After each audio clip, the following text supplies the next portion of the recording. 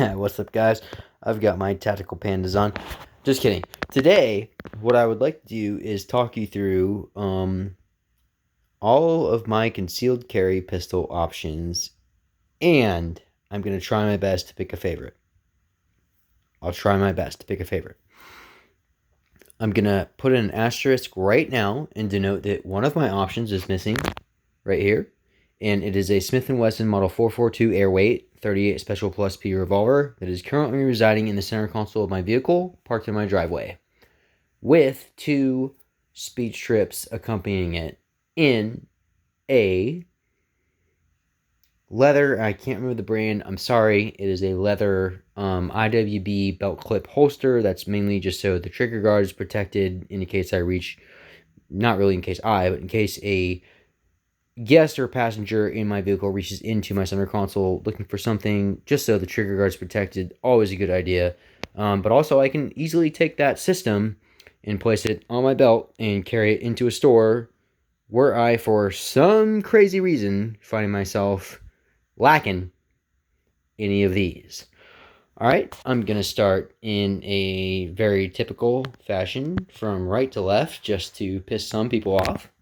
What I have here is a Smith & Wesson reproduced Walther PPK S beaver tail extended grip. I shoot this pistol very well. It's a straight blowback 380. I bought this to collect because James Bond and I'm a 90s kid. And this is just one of the ones that I'd always had to have, and took it out to the range, drew it from concealment on the timer, placed shots. It's 380 ACP. Shot placement. That's all I can say. I feel very comfortable carrying this pistol. It is slide mounted safety, double action, hammer fired, still framed. Much like, interesting segue, what we have here. What we have here is a Wilson Combat Beretta M9. Basically, the only reason that I opted for a Wilson Combat variant of an M9 is because I wanted G decocker built in, and I kind of like these sights. I go back and forth on sight picture settings, but for this particular pistol, for some reason, as a big full-size pistol, duty firearm, for some reason, blacked out rear, front tritium makes a lot of sense. And what I find is when I'm just practicing with this firearm in low light, I pick up the front sight, and then without thinking about it, it's actually kind of in the middle of the rear sight. And it's kind of interesting to me that, just for me personally, the way it goes is if I can see that front sight in low light, it's got to be somewhere good on the target relative to 3 to 21 feet. Because if I can't see it, then it's down here. Obviously, I can see it if it's up there, and I can't replicate this on my phone, which is what I'm using to record this video, but if I were using a fancy camera, you could probably tell that the angle of that front sight looks very different with that tritium vial in there. And so it's a trainer thing, and it's just, I'm very, very, very familiar with the battery of arms and the grip and the sight presentation of this as a basic platform due to my 6 years in the Navy as a small arms marksmanship instructor and duty armorer and tier 1 watchstander, and what is it called? I don't know, advanced basic force reaction, I don't know, whatever that's called. That's what I did all that stuff. So I had more rounds through this weapon system than any other weapon system, period. Maybe except close-in weapon system, because that fires at 4,500 rounds per minute, and I've done several live fire gunfire exercises as the remote control system operator for that. But as far as a personal defense firearm goes, this is my end-all, be-all. If I have to have one firearm to take a 25-meter headshot with, and it has to be it or done, this is what I want. You can see up above my firearms, I have representative holsters for them. And if you're like me and you've collected a couple and tried out a couple different things, you've probably amassed a drawer or bin or something of holsters that have not worked, or whatever. Now, this holster, I can't tell you exactly where I bought it from or who makes it because I'm pretty sure it is fairly cheap Chinese knockoff leather. However, seated in my vehicle, when I can kind of plan my days out with some consistency and predictability, if I'm going to be spending the majority of my day seated in my vehicle, this shoulder holster system with this heavy or old style steel frame double action pistol, large for a 9mm, even for duty size. The M9 is kind of large and outdated and bulky, but that's one of the reasons why I love it, because it's so shootable. I really like carrying it in this configuration. I could probably upgrade to a Galco, and I'd probably like it, but this is the first shoulder holster I actually ever tried on my tried and true weapon system, and it works really great when you plan to, or at least can kind of rely on most of your day being predictable, seated in an office scenario or in a vehicle scenario, which for the time that I carry this the most, I'm working out of my vehicle, so seated. Truck office. If you know, you know. I don't know what else I have to say about these two pistols. Basically, the reason that I love the PPK so much is because of the battery of arms commonality in between. Okay? And a lot of people consider this a mouse gun, and I've heard it even be called an expert's pistol. Probably more for the original PPK with the shorter grip and not friendly beaver tail. I never really understood that because the very first shots I fired out of this were on little tiny clay pigeons about 15 yards away and just nailed them all. I don't know. I really like where everything is on this. It just makes sense to me as a small gun. As a small gun, this makes more sense to me personally than like newer offerings that are fancy and very high tech. I can't explain to you why. I know that being 380 instead of 9mm, especially with only 7 or 8 rounds versus 10 to 12 to however many, depending on Hellcat or those other guys. The 365, which I also really want one of, by the way, to try out, especially with a red dot. But this firearm to me feels very intuitive. It fits my hand very well. I wear medium to large size gloves. My measurement, my official measurement from here to like here, whatever it is, like you go from like the tip of your ring finger to like the whatever that is. I don't know. I think that's an 8. My ring size is an 8. My shoe size is a 9. My pant size is a 32 by 34. If that helps you in any way, I feel like I wear large gloves all the time. This is a very small pistol. It's a mouse gun, quote unquote, expert's pistol. I find this extremely easy to operate and shoot very effectively. I am extremely confident carrying this, albeit in 380, due to the situations I'm carrying it in, not really having a high propensity of use planage for withdrawing and producing and operating a firearm, but so you could say tuxedo gun, I guess. I don't really like that word because that's like, I'm not really planning on using it. Whatever, it's just for show, which yes, I did originally buy this as a collector piece because I love it, but I really love operating and training with it. And I will not have, as much as wonky, goofy firearms I have, I will never own anything that I don't actually plan to run and use. I don't collect. All right, so that's the PPK. I've already talked about the M9. By the way, for home defense, I usually have a TLR 1000 HL sitting right here. It's just not on it for purposes of the video. Let's continue. So we have now moved from steel framed, hammer fired, double action pistols onto steel frame, hammer action, steel frame, hammer fired, double action pistols. Here is my new SIG M11A1. What can I say about this pistol? Everything is right where I want it. I hate to say it, but I like the decocker being here more than slide mounted as it is on the Beretta.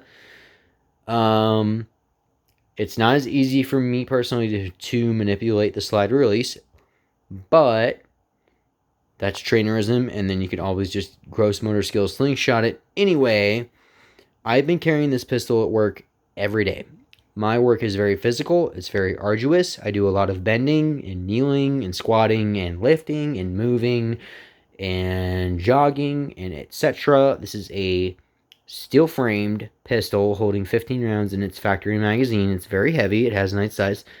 And it has not bothered me a single time carrying it. In fact, having the weight of this pistol riding on my belt, knowing it's there in the back of my mind, almost gives me a little bit better feeling than guns that are a little bit more comfortable to carry, that I can actually forget throughout the day that I have on me. That might seem counterintuitive, but if you've been carrying for a while and you've tried some different things, you probably know what I mean. I shot a .226 a long time ago, rented from a range when I was very young, E4 in the Navy, and I really liked it, but I've never bought into all of the negative criticism levied against, unfairly in most cases, the M9. Let me tell you guys something right now. Of all the thousands and thousands and thousands, and I do mean tens of thousands of rounds that I've fired, tax dollar provided, through an M9, I have had 2 locking blocks fail. Not on me personally. In my duties as a small arms marksmanship instructor on the flight deck of my destroyer, I have witnessed 2 locking blocks on Beretta M9s crack. Now, all my veterans know that that's not necessarily a fault of the firearm because it is designed as a replaceable part. What I mean by that is the manufacturer of this product states this part should be replaced after X amount of time or usage of wear. Everyone in the military knows that's not always what happens. It's very unfortunate. We don't have to get into that. But just know I am well aware, personally, not just have read on forums, that there can be problems with these. I am well aware personally, firsthand, of problems that can happen to these if you don't take care of them. With an M9 that has been taken care of, as in, since I assumed custody of the armor in my command, 0. Not even close, never even thought about. Yes, it's very large for a service pistol M9. Yes, smaller statured and female shooters. Actually, you know what? I can't ever recall a single instance of a female shooter complaining about this firearm, aside from carrying it on watch. But as far as operating it on the range, I don't think I've ever had a single complaint except the safety being hard to reach. Because, of course, in the Navy, you don't have an automatic decocker, a G series, as Beretta calls it. It's an actual safe, and then you have to sweep it off and come up and fire out of the holster from level 3 retention, which for some very small statured people can be kind of hard. But I don't ever recall hearing a single complaint about the ease of use or the recoil or the sighting systems or anything that's practically applicable and is inherent to the design of the firearm and not trainable. Okay? I'm going to try to stop talking about the M9. I'll do my best. I cannot make a promise. I am a millennial 1911. The M9 is the new 1911. I promise. Just wait 20 years and see how much people are talking about the M9 with red dots on it and all that stuff. All right. Should I talk about the Glock or should I talk about the SIG? Because I already have. I'm going to skip the SIG. I think I've covered it enough. As much as I am enamored with it as a new pistol, it's new. I have carried the rest of these for at least 3 years. Especially this one. But we're going to get to it. I think I've covered everything. All I can say about this is that I've never owned a SIG personally before. Why I wanted this was to add to my United States military service pistol collection, but I had a very strange feeling that this would be an actually very, very carryable, usable firearm for me because I really like double action steel framed, because of the size that it is, and I was absolutely right. For once in my life, I was very right, and buying this pistol really confirmed everything that I felt like it would be. And as you can see, I still have this. It hasn't rubbed off yet. I like my serial number, by the way. This weapon fits. It's kind of like the perfect. It's kind of what the Glock 19 should be. That's going to piss a lot of people off. Here's what I mean. Should be to me. The size, the weight, the balance, the concealability. It's surface pistol sized in its application and its usage to me. I can't imagine a 226, maybe except the added tiny benefit of a longer sight radius. That's a whole discussion we can get into. Yes, it does make a tangible difference, quantifiable, but when you're in the shit, do you notice it? Yeah, no. All right. All the operations are where I want them to be. It just exudes quality, just everything about it. The SRT trigger, I'm not going to pull it because it's not hot, but there's rounds in the mag. And I didn't safety check these, and I don't want anyone to freak out about me pulling the trigger without safety checking anything on the video because I only have one hand because I'm poor. I'm holding my phone with my other hand, all right? But, and these are Hogue aftermarket grips. They're G10, and I'm liking them so far. I'll probably put, what I think I'm going to do is put the OEM grip on the left side because for some reason I like the way that the OEM grip fences off the slider release and decocker better than this grip. But we'll see. We're going to take it out and shoot it with both configs and we'll see. But I'm loving this pistol so far, and this is replaced my Glock 19 for a primary carry for high propensity of use. Now, let's come down here and talk about this little girl. This is the Walther CCP M2. I will not be safety checking this weapon. I know for a fact that it is hot. That's why I'm not going to release the manual 1911 style thumb safety, which is a point of contention for lots of people, but I'll talk about why I prefer it in this firearm. And here's your striker indicator right here. This is not a loaded chamber indicator. This is a striker indicator telling you that your striker is ready to fire a round if there is a round in the chamber. Why do I like this gun so much? Okay, here's what you get with this firearm. It kind of feels, it's a single stack magazine, okay? It carries 8 rounds in that magazine. So you have 8 plus 1 for a total of 9. 9mm, 124, plus P, JHP. The way this firearm shoots those rounds and the way that this firearm carries, knowing you have the power of those rounds at your disposal, is honestly a joke. This gun feels and shoots like a 380. This gun, in 9mm, 124 grain, JHP plus P, handles like this gun in 380 ball, 95 grain. Okay? There's a reason that I bought this CCP in two-tone, by the way. This Walther is the one that I bought from a gun show that happened to be there.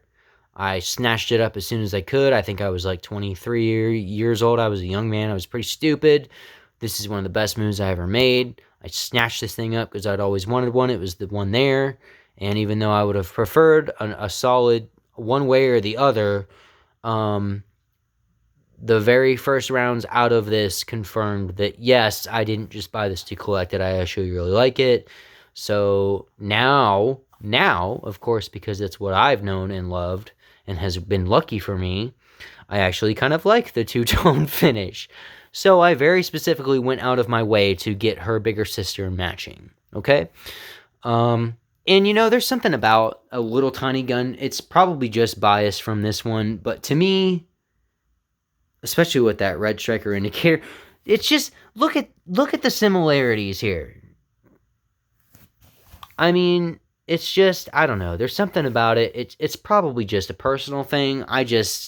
Since I love this gun so much, if you could make this exactly like this in 9mm and have 10 rounds of 124 grain plus P, but be exactly the same in every. That's not possible, okay? So this, I feel like, for me, so far, is as close as I've gotten to replicating this, okay? I love this gun. This is my everyday carry.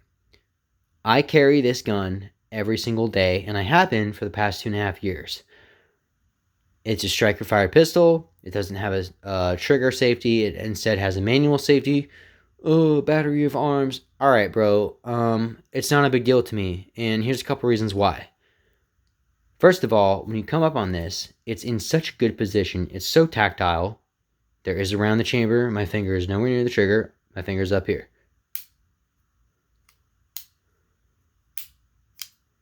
Sweeping it on and off is not a problem to me. I have trained myself to come out of retention, sweep it off. Okay? It's not a problem for me. Now, that's a trainerism and that's a personal thing, but one of the reasons I bought this particular pistol was so that I would be very comfortable using it one-handed in operation. Okay? The primary reason I bought this pistol was when my wife became pregnant, I bought this pistol. So with the weird, us guys that like to buy guns, we like to fantasize scenarios that justify a piece of equipment that would meet that need. So what I wanted was, if I'm holding my child in my left arm, worst case scenario, I can draw this firearm safely coming out of my retention, get on target, sweep the safety off, take my shots. Okay, I can do all of that one-handed without worrying about fumbling and a striker fire AD or anything like that. The trigger on this weapon, some people hate it. Mine happens to be very nice. I can't pull it for you. What it is a long, very, very, very light double action feeling striker fired pistol. I don't know if that makes sense in description, but just know it's a lot less spongy than a Glock, but longer, but worse, but better. Basically, all it equates to is it's only weird and bad in that you have to pull it all the way through. It's kind of like if a revolver, imagine like a very small, lightweight revolver, in a 38 revolver, if it had a very, very light polymer trigger shoe that you just pulled all the way through and it was crisp and snappy, it would feel out of place on a 6-wheel steel frame revolver. It just works in this way. I don't know what it is. It's so weird. A lot of people don't like this weapon because, first of all, you can't reset the striker unless the action's all the way to the rear, which makes it tough to dry fire. That's a very nitpicky thing, but it is kind of annoying. But have I had any failures in this pistol? No. Is this pistol extremely comfy to carry to the point that I almost forget I have it on me? Yes. In my Vetter holster? Absolutely it is. This is the first Vetter holster. I'm sorry. One for the PPK was my first Vetter holster I bought because I wanted an IWB Kydex one because I was like, you know what? This doesn't make any sense, but people carry 1911s and Kydex holsters seriously, so why can't I do it? So that was my first Vetter holster. I also have one for my SIG. I actually have an OWB one for my SIG from Vetter as well.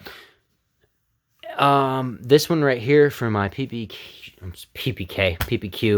I'm gonna keep doing that my whole life. For my CCP is my favorite. And you see a T-Rex Arms one for my G19. I really do like this holster a lot. But for my weapons without lights, Vetter is my favorite. They're cheap. They come in my fun colors. I have to have my purple. This is my Naval Tribute. This I just got for fun to match the snake skin kind of looking G10 grips. Just for fun on that one. Just for fun. It's OWB. I'll probably never legitimately use it because if I'm in a situation where I feel like I can warrant outside the waistband carry, I'll probably just be carrying shoulder holster in my M9 or my Glock in my Galco Classic Light shoulder holster.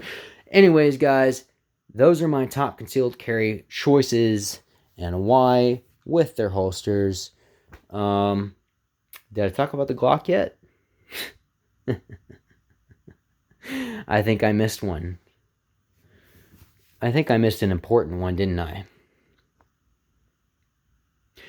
This is Gen 3 Glock 19.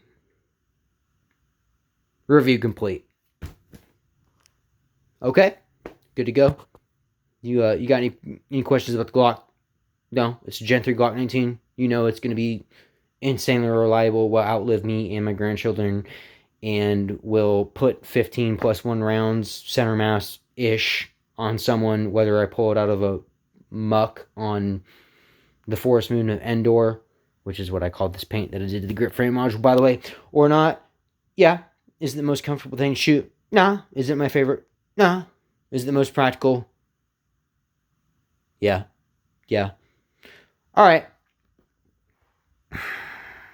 It's time to pick a favorite. This is kind of tough.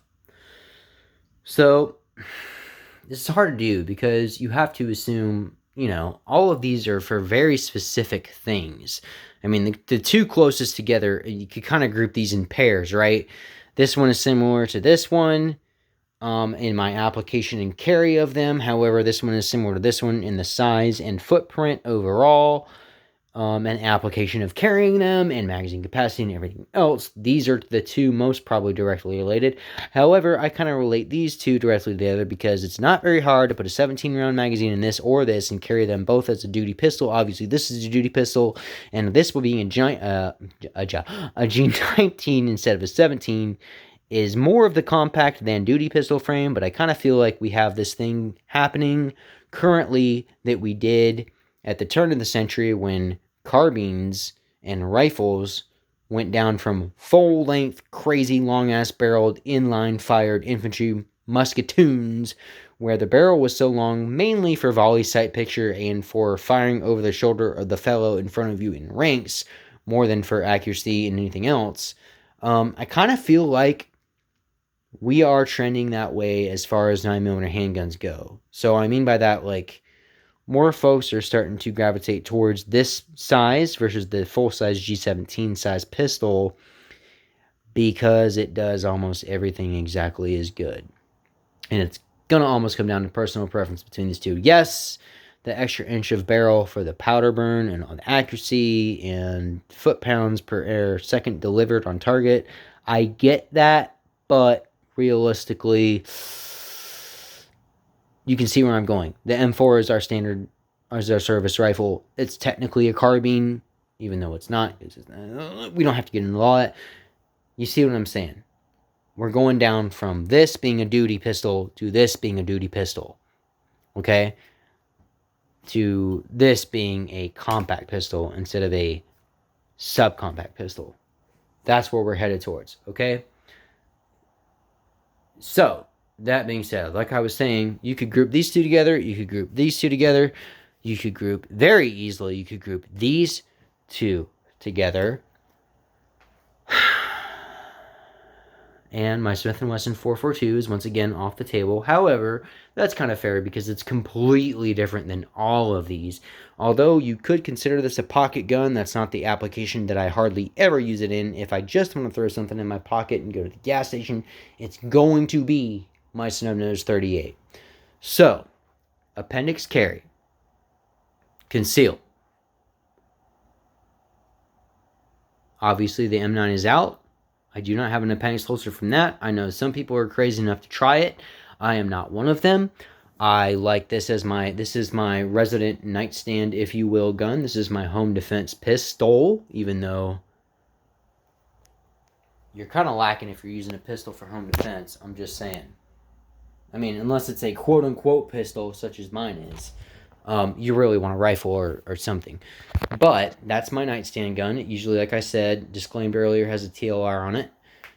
So, but for carry, nah, it's out. It's out. As much as I love it, she's out. Because the situations that I find myself in where I'd be comfortable carrying that are very less frequent than any of the others.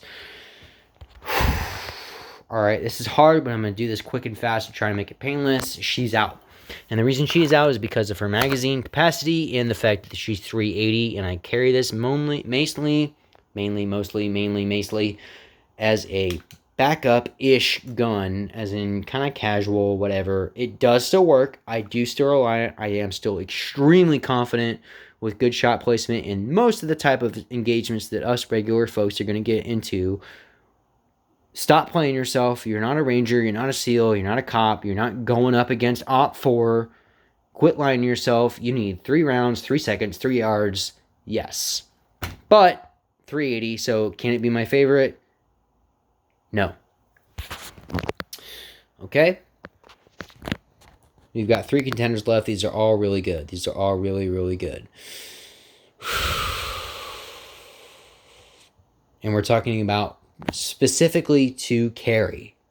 I didn't specify a level of concealment like deep carry or overt carry or anything like that. I'm just talking general, day-to-day, for my boring-ass life, average person carry. Well, this doesn't have a rail for a light, which sucks because that's actually my favorite carry pistol currently because I always have an offhand light.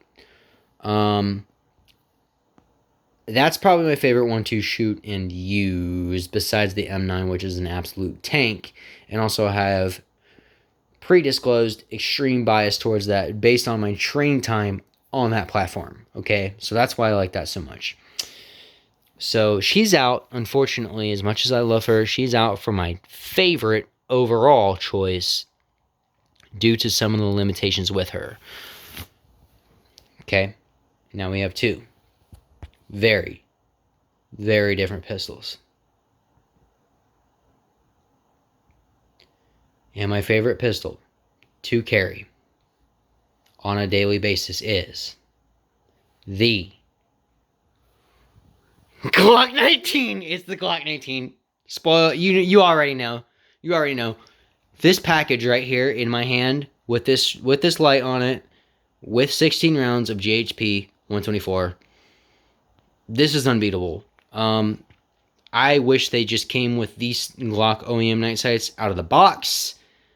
I've done some dremeling on the frame. This is an extended mag release. And that's it. That's it. I whited out the logos because why not? But that's it. Why is this my favorite?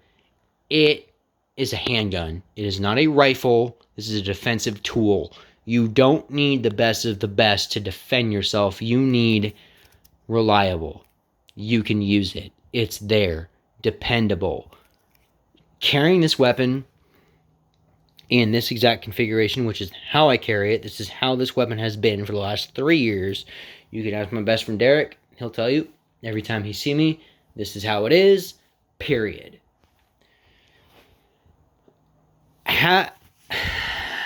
Is it easier to carry than this? Of course. Come on.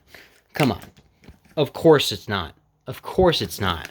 Of course it's not easier to carry. But when I can justify carrying this, I do. Because of the light, because of the rounds capacity, because of legendary reliability. When I say legendary reliability, I don't mean everyone on the internet says it's good. Okay? That's marketing. I mean proven track record of military and law enforcement service. That's time. Now, I'm one of those weird old-timey folks that believes the most valuable asset in life is time. Time doesn't lie. And this pistol has withstood the test of time. Every time, and let me tell you something. Way back when I was a little kid and didn't know nothing, when this was starting to replace this, I was not a fan of it. I was like, no.